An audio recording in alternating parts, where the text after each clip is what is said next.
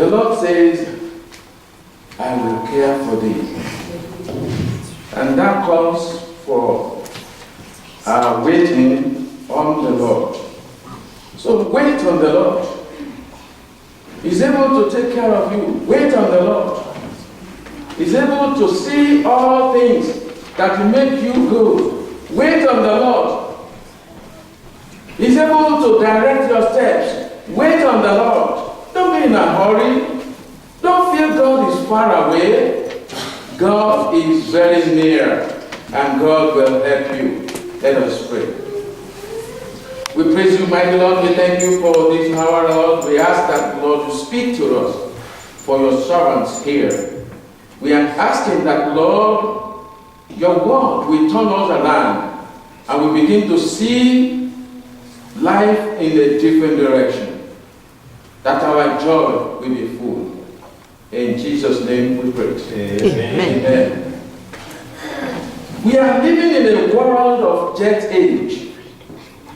We are living in a world where everybody is running up and down. Everyone is running and rushing. Running and rushing. People are so much in a hurry in this our time. And so there is not much time for God. Not much time to go into prayer. Not much time to wait on the Lord. When we wait on the Lord, when you wait, or things will go pass you by. No. Those who wait on the Lord, they are the ones that are blessed. They are the ones that are in the right hand. So breakfast for many people today is not on the table. The breakfast is on the hand. And where it's not at home sitting down on the table, no. The breakfast is rushed out of the house. And people are running, eating and running because they are going to places. People are very much in a hurry. And people are going, running. Where are you going? Where will you end the journey? Where will you end? You know, when we move, there is a day when everything will just be gone. Then you will not be able to breathe. Then you will not be able to talk. And people will have to be carried. This is the reason why we should wait on the Lord, who is able to direct our steps and is able to lead us. We say, wait on the Lord. And for many Christians, time for prayer is slim. We don't have time to pray. We have time to do all other things, but we don't have time to pray. We don't have time to watch with God. You know, many people have no time to read the Bible. No time for Bible. I will have to read my book. I'm going to exam. I'm going to do this, and there will be test tomorrow. No time to just wait and listen to the Spirit that is saying, this is where you are going to be asked. This is the question that is coming. You are not ready to listen to the Spirit. You are ready to read everything. And it is not everything that is coming in the exam or in the test. But if you just wait on the Lord, you will see the glory of God, and God will help you. You know, there was a time when I was in school, I have formed the habit of waiting on the Lord. You know, there are many things to read, but I will ask the Lord, which area? After all, these books are with me, I can read anytime, but what are the essentials? And God will direct me, go to this, go to that. That was a particular exam that I went to take. And, you know, the Lord, there has been many things that we have been doing. And I sat down and prayed. I said, Holy Spirit, lead me, guide me. I need your help at this hour. I don't know what to do. I don't know where to go. I don't know how to answer questions. Lord, lead me. And lo and behold, the Spirit was directing things to me, the Spirit gave me 5 options and said I should study them very well. And I studied all those things very well. And in the morning when I got to the exam, they said, answer the first 2 questions and choose among this section 1. Choose among these numbers 1. And before you know it, all the things, the 5 things that I have studied thoroughly, all they were there. And I just thank God. I said, where do I start? The Holy Spirit said, start with the first and second. I started and I did all those. He said, go to number 5. I went to number 5 and did it. Go to number 3. I went there and I did it. Go to number 4. Then I finished everything even before the time. And I was looking at myself that, hey, don't they need more than this? The Lord says, you have done it. And I want to tell you, I got A+. So the Lord is able to lead, but we got to wait on the Lord. We move ahead of God. We think that we cannot get it until we rush ourselves. Don't rush. Wait on the Lord. God has a specific thing for you. I want to tell you another one. That was the time I wanted to go to high school. To go to college. So at that time, I was so much in a hurry, and I was hurrying that I wasn't miss this year. And I was rushing. I took an exam, and the Lord was telling me that I should hold on. But I was feeling, is this the Spirit of God? How can I hold on? When other of my colleagues, when they are doing that, and I was rushing. I did the exam. I was admitted. Unfortunately, the letter came to the place where I was, in the office where I was working. Somebody, I don't know whether the person hated me or what, he went and hid the letter under a file, and I could not know till that year passed. And when it was in March, I was just moving something and I saw the paper. You have been given the admission. Come and report in September 27. And I just looked at the thing last year. Oh, that was how the thing went. And you know what? The next year, when God will have it, God just directed me and I got the right admission. And that gave me a great lesson. That when God says, wait, you wait. When God says, go, you go. And at times we don't want to listen. We don't want to hold on. And that is why we often fall into ups and downs in our lives. So the people need to hold on to God. No, these days are too busy. Perhaps you will see that things are just rushing and rushing, and many people have forgotten God. They have forgotten to take note of God in their accounts, in their work of the day. Maybe you feel cold spiritually, and that you are not so much moving up in the Lord. Maybe the cold, the spiritual cold has come on you, and you know you are affected, and you have lost your love for God. Your zeal has gone down, and some will say, just let me go to church so that they will not be asking of me. Just let me go, and when they see me, they will know I am in the church.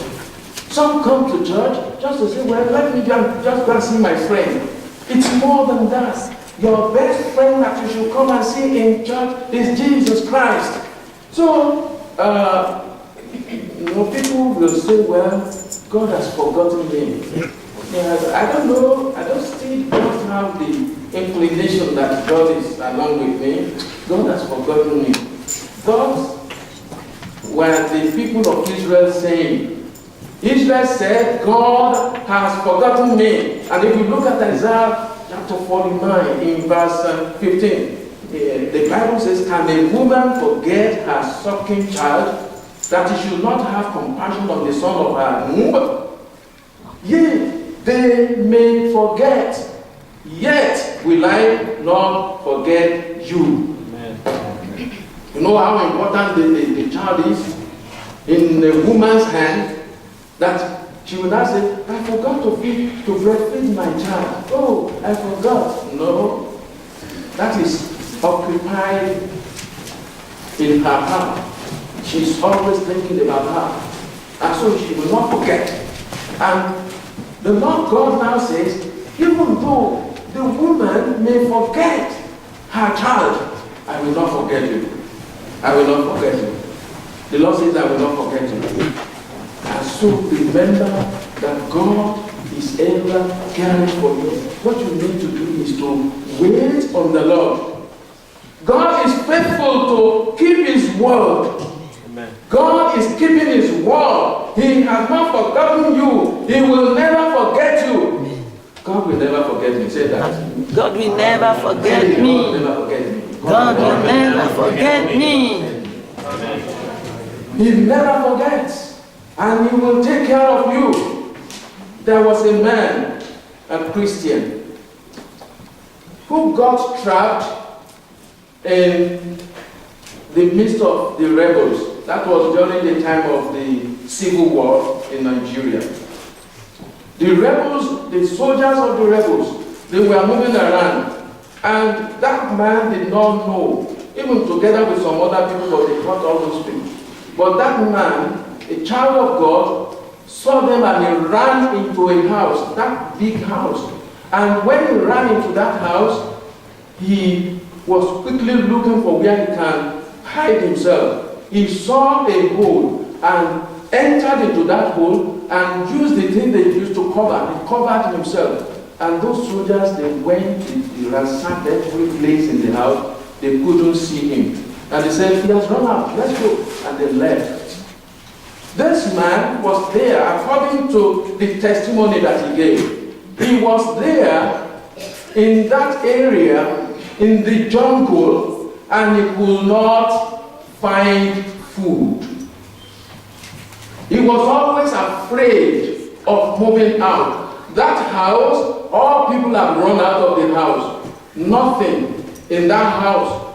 So he was there, hungry, sad, because he knew that all those people were there, and he was really in a great trouble. The thing moved him to the point that he started singing in the secluded area where he was. He started singing, "The Lord delivered Daniel, the Lord delivered Paul. The Lord deliver Daniel, oh come and deliver me." He just started singing, come and deliver. You know, when you are singing in a very serious mood, you will be running tears. You will mean business. You will be sweating. He said, today you must deliver me. And just when it was about a twilight, he said that the Spirit moved him. And he said he should be running. And he was running in the jungle. He was running. He ran for a long time. And eventually he got to a road. And the Spirit told him to stand there. And he stood. And just about 10 minutes, the lorry, a big vehicle of the army of his own land, now came. And when he saw the sign, he was waving, and they stopped. And they spoke the language to him. He answered and he said, "This is my problem, this one." And he said, "Enter, enter." And that was how he was delivered. And you will see somebody caught in such a situation. If you will wait on the Lord, and God could save him from where many people could not be saved, God will take care of you. Don't be weary. Don't be tired.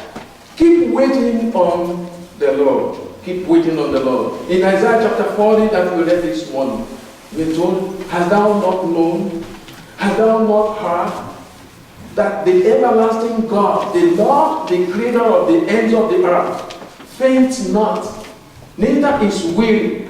There is no searching of his understanding.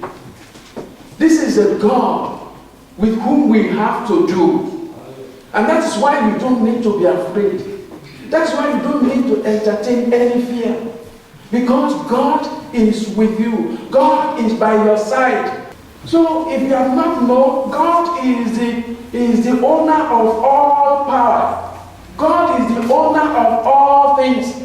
And when you hide in God, when you hide yourself in the Lord and our Savior Jesus, don't entertain any fear. God is with you. In that verse 29 it says, He gives power to the faint, and to them that have no might, He increases strength. God is increasing your strength today.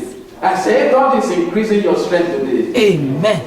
God is increasing my strength God is today. increasing your strength today. In the name of Jesus. God is increasing my strength You might be today. thinking, I'm weak, I don't know how to do it, and you are afraid of evil spirits, you are afraid of what can happen, but God is increasing your strength today, and you will see that the power of God will continue to lead you and direct you. So there are things that require spiritual touch, and Jesus Christ is the physician who knows everything. Whether physical or spiritual, Jesus Christ specializes in all of them. And looking at Isaiah, those who wait on Jesus were healed and delivered.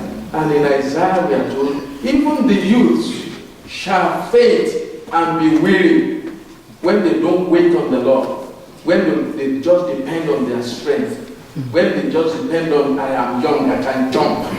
When they think that it's their ego, it's their strength that will do all this. Even though the youth shall faint and be weary, and the young men shall utterly fall, but they that wait upon the Lord shall renew their strength. They shall mount up with wings as eagles. They shall run and not be weary, and they shall walk and not faint.